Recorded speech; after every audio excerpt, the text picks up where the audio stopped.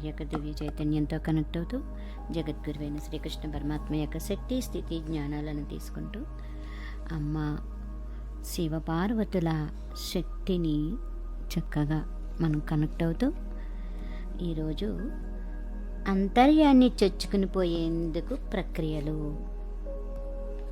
దానికి సూత్రాలు తెలుసుకుందాం మాస్టర్స్.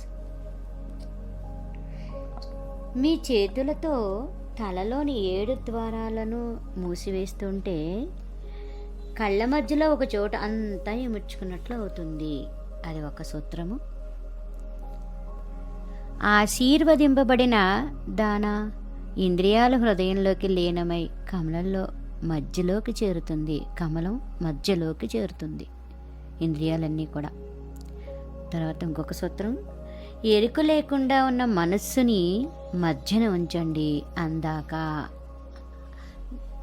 లోపలికి దీని యొక్క జ్ఞానాన్ని మనం ఈ సూత్రాల యొక్క జ్ఞానాన్ని చక్కగా తెలుసుకుందాం మాస్టర్స్. మనిషి ఒక కేంద్రం లేని వలయమేమో అన్నట్లు ఉంటాడు. అతని జీవితం పైపైన లోతు లేకుండా ఉంటుంది. అతని జీవితం పరిధిపై మాత్రమే ఉంటుందన్నమాట. మీరు బయటే జీవిస్తూ ఉంటారు, అవును, మీరు ఎన్నటికీ లోపలికి జీవించరు. ఒక కేంద్రం కనుక్కునేదాకా మీరు అలాగ ఉండలేరు. మీరు లోపల జీవించలేరు. ఎస్, నిజంగా మీకు లోపల అనేదే లేదు. మీరు ఒక కేంద్రం లేకుండా ఉన్నారు. మీరు బాహ్యం అన్నది మాత్రమే ఉంది మీకు. అందుకనే మనం లోపల గురించి ఎలాగా అంతర్ముఖం కావాలి, ఎలా ఎవరిని వారు తెలుసుకోవాలి, లోపలి వైపుకి ఎలా చొచ్చుకొని పోవాలి, వీటి గురించి మాట్లాడుకుంటూ పోతాం. కానీ ఈ మాటలు ఎలాంటి నిజాయితీతో కూడిన అర్థాన్ని ధ్వనించవు. అంటే ఇక్కడ ఆచరించి చూపించాలి తప్ప మాటల వల్ల కాదు. మీకు ఈ మాటలను, మీ మాటల యొక్క అర్థం తెలుసు, కానీ వాటి అర్థం ఏమిటో మీరు అనుభూతి పొందలేరు. ఎందుకంటే మీరు ఎన్నడూ లోపలికి లేరు. మీరు ఎన్నటికీ లోపల లేనే లేరు. మీ అంతరంగంలో లేరు. మీరు ఒక్కరూ ఉన్నప్పుడైనా మీ మనస్సులో మీరు ఒక గుంపుతో ఉంటారు, అవును. బయట ఎవరూ లేనప్పుడు కూడా మీరు లోపల ఉండరు. ఇక్కడ లోపల అంటే అంతరంగం అన్నమాట. మీరు ఇతరుల గురించి ఆలోచిస్తూనే ఉంటారు. అంటే ఎప్పుడు పరధ్యానంలోనే ఉంటాం మనం. మీరు అలా బయటికి వెళ్తూనే ఉంటారు. నిద్రపోతున్నప్పుడైనా కానీ ఇతరుల గురించి మీరు కలలు కంటూనే ఉంటారు. ఎందుకంటే మీరు లోపల లేరు కనుక. గాఢ నిద్రలో మాత్రమే కలలు లేనప్పుడు మీరు మీ లోపల ఉంటారు. కానీ అప్పుడు మీరు తెలివి లేకుండా ఉంటారు. అక్కడ ఎరుక లేదన్నమాట. ఈ విషయం గుర్తుంచుకోండి మాస్టర్, చాలా ఇంపార్టెంట్ ఇది. మీరు తెలివిగా ఉన్నప్పుడు ఎన్నటికీ మీరు లోపల ఉండరు. గాఢమైన నిద్రలో ఉన్నప్పుడు మీరు అపస్మారకం అవుతారన్నమాట. కాబట్టి మీ మొత్తం అపస్మారకత బాహ్యాన్నే కలిగి ఉంటుంది. ఎప్పుడెప్పుడు మనం లోపలికి వెళ్ళడం గురించి మాట్లాడినా పదాలు అర్థం అవుతాయి, కానీ వాటి అర్థం గ్రహించబడదు. అంటే అనుభూతిలోకి రాదు. ఎందుకంటే అర్థం పదాల వలన తెలియబడేది కాదు. అర్థం అనుభవం ద్వారా రావాలి.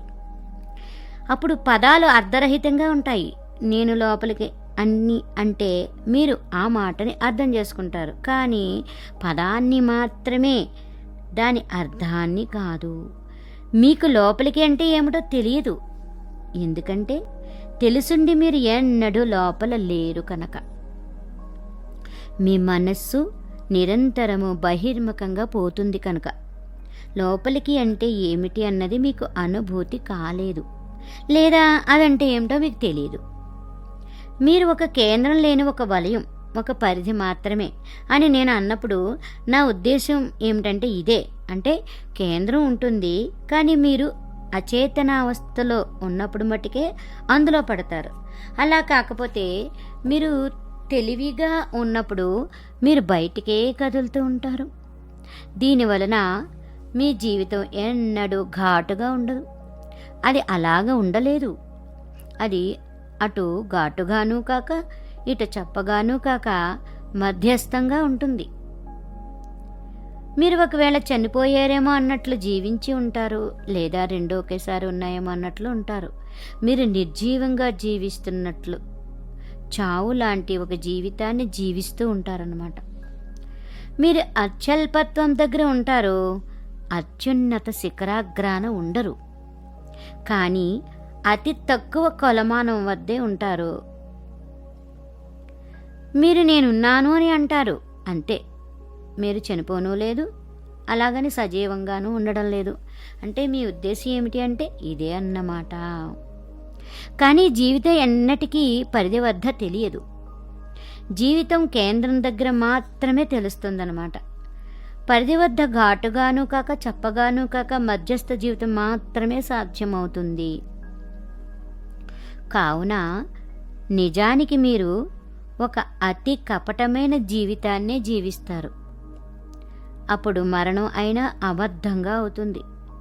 ఎందుకంటే ఎవరైతే నిజంగా జీవించరో వారు నిజంగా మరణించలేరు.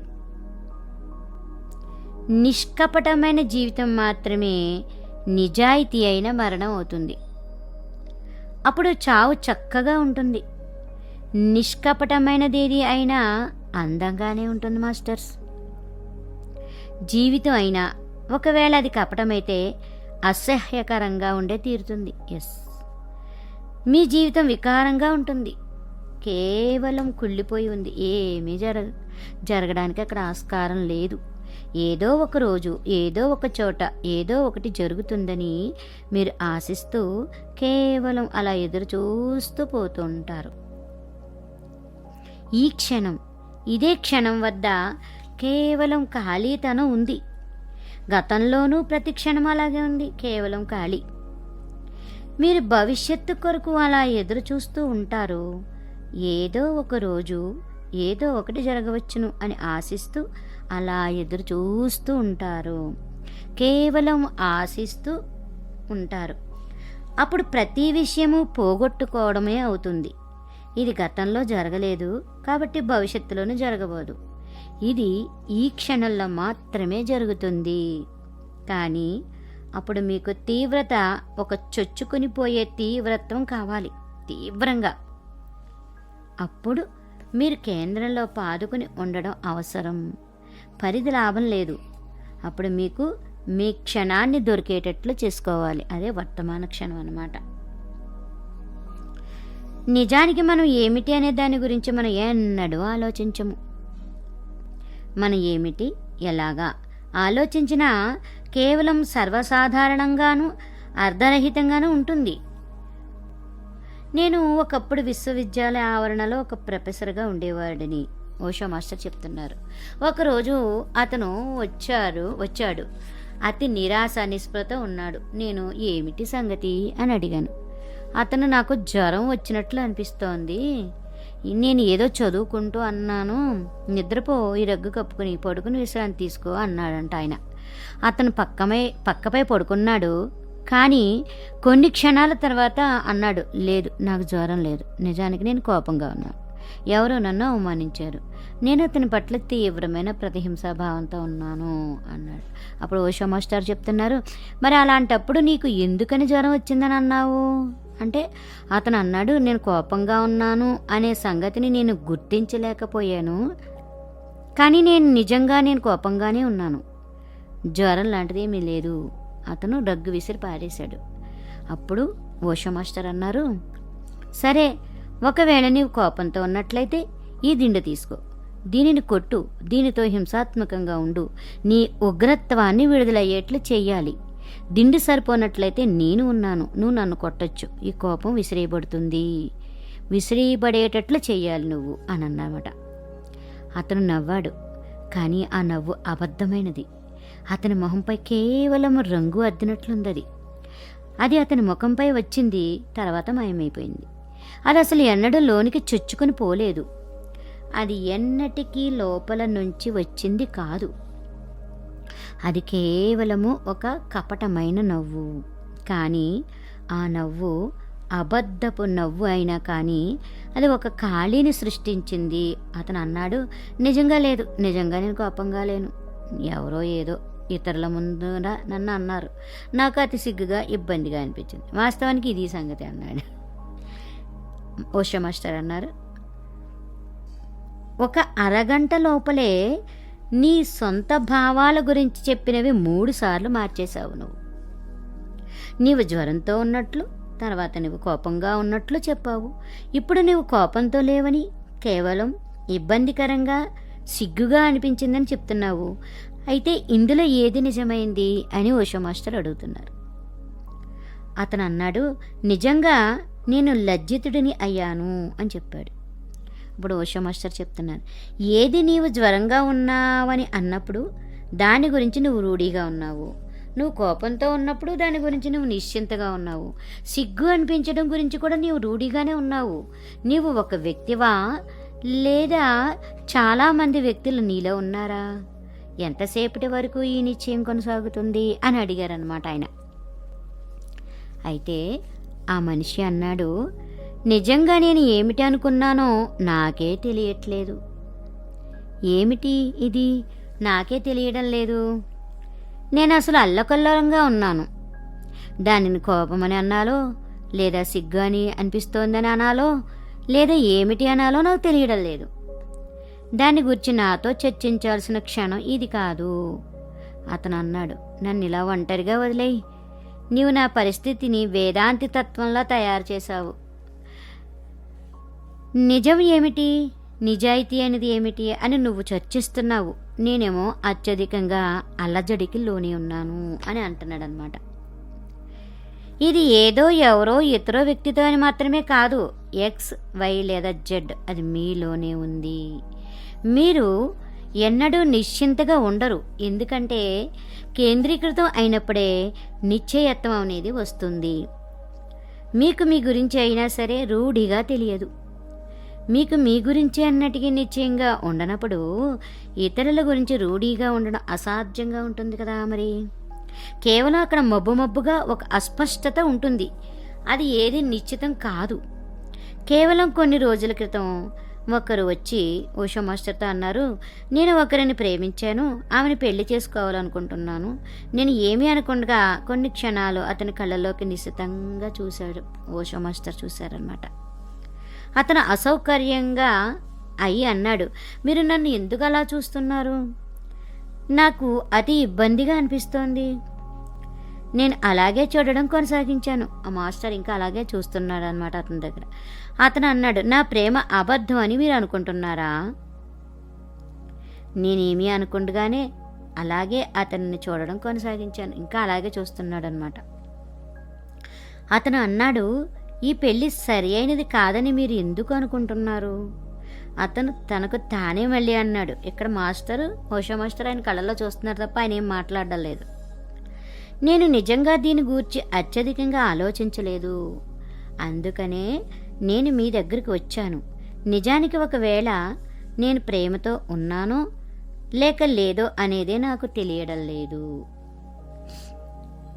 నేను ఒక్క మాట కూడా మాట్లాడలేదు. ఓషో మాస్టర్ ఒక్క మాట కూడా మాట్లాడలేదు. నేను ఓషో మాస్టర్ అలాగా అతని కళ్ళలోకి చూస్తూ ఉండిపోయారు. కానీ అతను కంగారు పడ్డట్టుగా అయ్యాడు. అప్పుడు ఏ విషయాలైతే లోపల ఉన్నాయో అవి పైకి ఎగదోసుకుని తెల్లుకొని రావడం మొదలైపోయింది. మీరు నిశ్చితం కాదు. మీరు దేని గురించి రూఢిగా ఉండలేరు. మీ ప్రేమ గురించి కానీ, లేదా మీ ద్వేషం గురించి కానీ, లేదా మీ స్నేహితం గురించి కానీ, దేని గురించి మీరు ఖాయంగా ఉండలేరు. ఎందుకంటే మీకు ఒక కేంద్రం అన్నది లేదు. ఒక కేంద్రం లేకుండా రూఢిగా ఉండలేరు మీరు. మీ నిశ్చితత్వం, అనుభూతులు అన్నీ అబద్ధాలు, క్షణికమైనవి అన్నమాట. ఒక నిమిషం మీరు నిశ్చయంగా అనుకుంటారు, కానీ మరుక్షణం ఆ నిశ్చయం పోతుంది. ఎందుకంటే ప్రతి నిమిషమే మీరు ఒక వేరే కేంద్రం కలిగి ఉంటారు. మీకు ఒక శాశ్వతమైన కేంద్రం, ఒక నిర్దిష్టమైన కేంద్రం లేదు. ప్రతి క్షణము ఒక అణీయము కేంద్రంగా ఉంటుంది. కావున ప్రతి క్షణము దాని స్వంత స్వయాన్ని కలిగి ఉంటుందన్నమాట.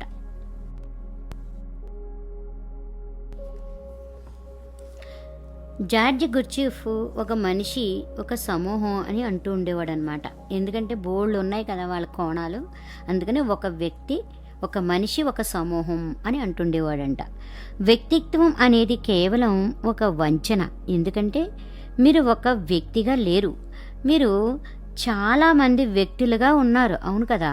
కావున మీలో ఒక వ్యక్తి మాట్లాడుతున్నప్పుడు అది ఒక క్షణికమైన కేంద్రంగా ఉంటుంది. మరుక్షణం అక్కడ ఇంకొక కేంద్రం ఉంటుంది. ప్రతి క్షణములో ప్రతి అణుమాత్రపు పరిస్థితిలోనూ మీరు రూఢిగా అనుకుంటారు. కానీ మీరు కేవలం ఒక నిరంతరమైన మార్పు ప్రవాహం, మారుతూ ఉంటాం నిరంతరము కూడా. అందుకని మీరు ఎప్పటికీ ఎరుకతో ఉండలేరు. ఒక కేంద్రం అంటూ లేకుండా ఉండే చాలా అలలు ఉంటాయి కదా. అప్పుడు ఆఖరకు జీవితం అసలు వ్యర్థం అని భావిస్తారు మీరు. అది అలాగే అయి తీరుతుంది. కేవలం ఒక వ్యర్థం, కేవలం ఒక పరిభ్రమణము, నిష్ప్రయోజనమైనది, అర్థవిహీనమైనది అయిపోతుందన్నమాట. తంత్ర, యోగా, మతం వీటి మౌలికమైన చింతన అంతా కూడా కేంద్రాన్ని మొదట ఎలా కనుక్కోవడం అన్నదే. అలా ఎలా మొదట్లోనే ఒక వ్యక్తిగా ఉండడం అన్నదే అన్నమాట. ఏదైతే ప్రతి పరిస్థితిలోనూ స్థిరంగా కొనసాగుతుందో ఆ కేంద్రాన్ని గురించి వారు ప్రాముఖ్యత ఇస్తారు.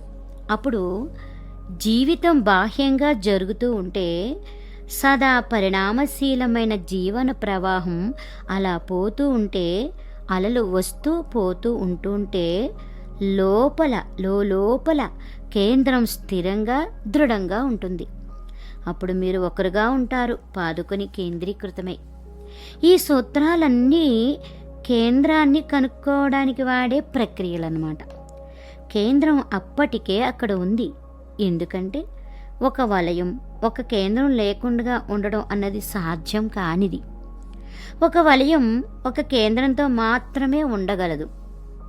కాబట్టి కేంద్రం మాత్రమే మర్చిపోబడుతుంది, అది అక్కడ ఉంటుంది. కానీ మనం ఎరుకలో లేము. అది అక్కడ ఉంటుంది, కానీ దాని వైపు ఎలా చూడాలో మనకు తెలియదు. చేతనాన్ని దానిపై ఎలా దృష్టి పెట్టేటట్లు చేయడమో మనకు తెలియదు. తర్వాత ఇంకొక సూత్రం, మీ తలలోని ద్వారాలన్నిటినీ మూసివేసి కేంద్రీకరణం గురించిన 3వ పద్ధతి అన్నమాట ఇది. తలలోని 7 ద్వారాలని మీ చేతులతో మూసివేస్తుంటే మీ కళ్ళ మధ్యన ఒక ఖాళీ స్థలం అంతా ఇముడ్చుకుంటుంది. ఇది అతి పురాతనమైన పద్ధతిలో ఒకటి. చాలా ఎక్కువగా వాడేదన్నమాట ఇది వరకు. అతి సరళమైన వాటిలో ఇది కూడా ఒకటి. తలలోని అన్ని ద్వారాలు అంటే కళ్ళు, ముక్కు, చెవులు, నోరు అన్నీ మూసివేయాలి. తలలోని అన్ని ద్వారాలు మూసివేసినప్పుడు మీ చైతన్యం ఏదైతే నిరంతరము బయటికి ప్రవహిస్తూ ఉంటుందో అది అదాటున ఆగిపోతుంది. అది ఇంకా బయటికి వెళ్ళలేదన్నమాట. కదలకుండా మన లోపలికి వెళ్ళడానికి సహకరిస్తూ ఉంటుంది. మీరు గమనించి ఉండకపోవచ్చును, కానీ మీరు ఒక్క క్షణం శ్వాస ఆపినట్లయితే కూడా మీ మనసు ఆగిపోద్ది. అవును, మనసు ఆగిపోద్ది.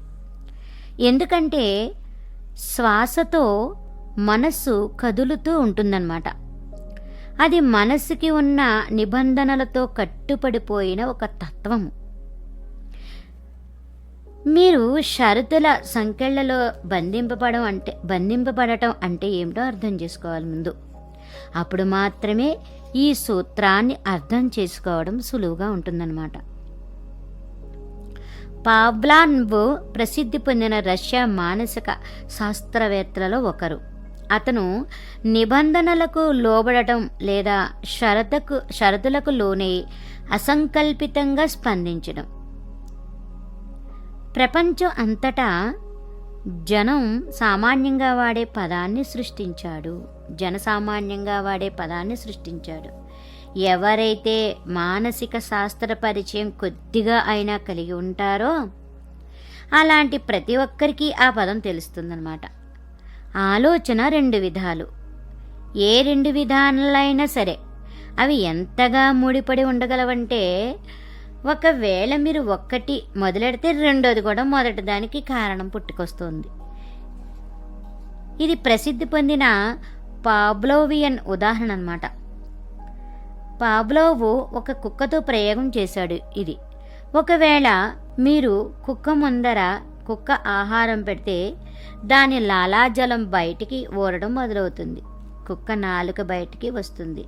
అది సిద్ధ అవడం ప్రారంభమే తినడానికి తయారవుతుంది. ఇది సహజం. అది ఆహారాన్ని చూసినప్పుడు లేదా ఆహారాన్ని ఊహించినా కూడా లాలాజలం ఊరడం మొదలవుతూ ఉంటుందన్నమాట. కానీ పావ్లోవు ఈ కార్యక్రమాన్ని ఇంకొక దానితో కలిపి షరతులకు లోబడేటట్టు చేశాడు. లాలాజలం ఊరడం మొదలైనప్పుడల్లా ఆహారం అక్కడ ఉంటుంది. అతను ఇతరమైన విషయాలు చేస్తాడు. ఉదాహరణకు అతను ఒక గంట ప్రయోగిస్తాడు. ఆ గంట ధ్వనిని కుక్క వింటుంది. 15 రోజుల పాటు ఆహారం పెట్టినప్పుడల్లా గంట మోగుతుంది. 16వ రోజు కుక్క ముందర ఆహారం ఉండదు, గంట మాత్రమే మోగుతుంది. అయినా కానీ లాలాజలం ఊరడం మొదలైపోతుంది. అలవాటైంది కదా, మరి నాలుగు బయటకు వచ్చేస్తుంది. అక్కడ ఆహారం ఉందేమో అన్నట్లు, కానీ అక్కడ తిండి ఉండదు, గంట మటుకే మోగుతుంది. గంట మ్రోతకు లాలాజలానికి ఎలాంటి సహజమైన సంబంధం లేదు. ఆహారంతోనే సహజమైన సంబంధం ఉంటుంది. కానీ ఇప్పుడు ఎడతెగని గంట మ్రోత దానితో ముడిపడి ఉంటుంది. గంట మోత కూడా ఆ పనిని మొదలయ్యేట్లు చేస్తుందన్నమాట. పావ్లోవ్ ఉద్దేశం ప్రకారం అతని ఆలోచన సరైనదే. మన జీవితం అంతా నిబంధనలకు లోనైన ఒక విధానం అన్నమాట. మనస్సు షరతులకు కట్టబడిన ఒక స్థితి. అలాగ ఒకవేళ మీరు ఏ నిబంధనల బందికానాలో దేనినైనా ఆపితే ప్రతి ఇతరమైన ముడిపడిన విషయం కూడా ఆగిపోతూ ఉంటుంది అనమాట. అది అలవాటైపోయింది కదా. అలాగా ఉదాహరణకు ఊపిరి తీసుకోకుండా ఉన్నప్పుడు మీరు ఎన్నటికీ ఆలోచించలేరు. ఆలోచన, శ్వాసక్రియ రెండూ సదా ఒకదానితో ఒకటి ముడిపడి ఉంటాయన్నమాట. మీరు శ్వాస గురించి చేతనంగా ఉండరు, కానీ శ్వాస నిరంతరం రాత్రింబవళ్ళు జరుగుతూ ఉంటుంది కదా. ప్రతి ఆలోచన విధానం శ్వాసతో ముడిపడి ఉంటుందన్నమాట. మీరు మీ శ్వాస హఠాత్తుగా ఆపివేసినట్లయితే ఆలోచన కూడా ఆగిపోతుంది. ఒకవేళ అన్ని 7 ద్వారాలు, తలలోని 7 ద్వారాలు మూసుకుని పోతే అకస్మాత్తుగా మీ చైతన్యం బయటికి వెళ్ళలేదు, అది లోపలే ఉండిపోతుంది. ఆ లోపల ఉండిపోవడం మీ కనుల మధ్య ఒక జాగాన్ని సృష్టిస్తుంది. ఆ స్థలాన్నే 3వ కన్ను అని అంటారన్నమాట. ఒకవేళ మీ తలలో ద్వారాలన్నీ మూసేస్తే మీరు బయటికి కదలలేరు. ఎందుకంటే మీరు ఎప్పుడు ఈ ద్వారానే బయటకు వెళ్తూ ఉంటారు. మీరు లోపల ఉండిపోతారు. లోపల ఉన్న మీ చైతన్యంతో 2 కళ్ళ మధ్య, ఈ 2 మామూలు కన్నుల మధ్య ఏకాగ్రతని పొందుతారన్నమాట. అది ఈ 2 కళ్ళ మధ్య కేంద్రీకృతం అయి ఉంటుంది. ఆ స్థానాన్ని 3వ కన్ను అని అంటారు. ఈ ఖాళీ స్థలం అంతా ఇముడ్చుకుంటుంది తనలో. ఈ స్థలం ప్రతిదానిని మొత్తం ఉనికిని అంతా తనలో ఇముడ్చుకుంటుంది అని ఈ సూత్రం చెప్తుందన్నమాట. మీరు ఈ స్థలాన్ని అనుభూతి పొందినట్లయితే మీరు అంతటిని అనుభూతి పొందినట్లే. ఒకసారి మీ 2 కళ్ళ మధ్య స్థానాన్ని లోపల అనుభూతి పొందగలిగితే అప్పుడు మీకు ఉనికి, దాని సంపూర్ణత్వము తెలుస్తాయి. ఎందుకంటే ఈ లోపలి స్థలం అంతా కలుపుకుని ఉంటుంది. అది దాని బయట ఏమీ మిగిలి ఉండదు. ఆ ఒక్కటి తెలుసుకుంటే ఎవరికైనా అంతా తెలుస్తుంది అని ఉపనిషత్తులు అంటాయి. ఈ 2 కళ్ళు పరిమితమైన దానిని మాత్రమే చూడగలవు, కానీ ఆ 3వ కన్ను అనంతమైన దానిని చూడగలుగుతుంది. ఈ 2 కళ్ళు భౌతికమైన దానిని మాత్రమే చూడగలుగుతాయి. ఆ 3వ కన్ను అభౌతికమైన దానిని, ఆధ్యాత్మికమైన దానిని చూడగలుగుతుందన్నమాట. ఈ 2 కళ్ళతో మీరు శక్తిని ఎన్నటికీ అనుభూతి పొందలేరు. మీరు శక్తిని ఎప్పటికీ చూడలేరు. మీరు పదార్థాన్ని మాత్రమే చూడగలరు, కానీ మూడవ కన్నుతో శక్తి ఎలా ఉందో అలాగే చూడబడుతుంది. ఈ ద్వారాలన్నీ మూసివేయడమే కేంద్రీకృతం అవడానికి ఒక మార్గము. ఎందుకంటే చైతన్య ప్రవాహం బయటికి ప్రవహించలేదు, అది బయటికి రాదు, అది దాని మూలములోనే ఉంటుంది. ఆ చైతన్యం మూలమే మూడవ కన్ను. ఒకవేళ మీరు మూడవ కన్ను వద్ద కేంద్రీకృతం అయితే చాలా విషయాలు జరుగుతాయి. తొలుత జరిగేది లోకం అంతా మీలోనే ఉన్నట్లు కనుక్కోవడం అన్నమాట. స్వామి రామతీర్థ అనేవారు, సూర్యుడు నాలో కదులుతున్నాడు, నక్షత్రాలు నాలో కదులుతున్నాయి, చంద్రుడు నాలో ఉదయిస్తున్నాడు, విశ్వం అంతా నాలోనే ఉంది. అతను మొట్టమొదట ఇలా అన్నప్పుడు అతని శిష్యులు అతనికి వెర్రి ఎక్కింది అని అనుకున్నారంట. రామతీర్థలో ఈ నక్షత్రాలు ఎలా ఉంటాయి అని అనుకున్నారంట. అతను మూడవ కన్ను లోపలి స్థలాన్ని గురించి మాట్లాడుతున్నాడు. అతను మొట్టమొదటిసారి లోపలి స్థలం కాంతివంతం కాగానే ఇదే అనుభూతి ఉంటుంది. ప్రతి సంగతి మీలోనే ఉందని మీరు చూసినప్పుడు అప్పుడు మీరే విశ్వం అయిపోతారు. మూడవ కన్ను భౌతికమైన శరీర భాగం కాదు. మన రెండు కళ్ళ మధ్య ఉన్న స్థలం, మీ శరీరంలో ఇమిడి ఉన్న స్థలం ఏదైతే ఉందో అది కాదు. ఏదైతే మీలో చొచ్చుకుని పోయిందో అది ఆ అనంతమైన స్థలమే. ఒక్కసారి కనుక ఈ జాగా తెలిస్తే మీరు ఎన్నటికీ మళ్ళీ అదే వ్యక్తిగా ఉండలేరు. మీకు ఈ లోపలి స్థలం తెలిస్తే మరణం లేని దానిని మీరు కనుక్కుంటారు.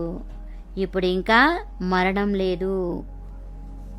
మొట్టమొదటిసారి మీరు ఈ స్థలాన్ని తెలుసుకున్నప్పుడు మీ జీవితం నిజాయితీగా, తీవ్రతరంగా, మొదటిసారిగా వాస్తవమైన సజీవత్వంగా ఉంటుంది.